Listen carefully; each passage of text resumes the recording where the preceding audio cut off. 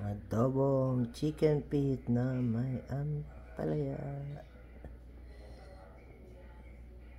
Ulam namin dito sa trabaho, guys. Ayan.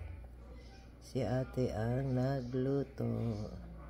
Ako naman ang taga-bili ng lulutuin niya. Ayan.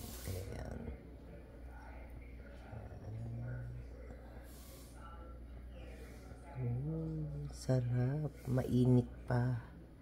Kakain na kami, guys. Ayan.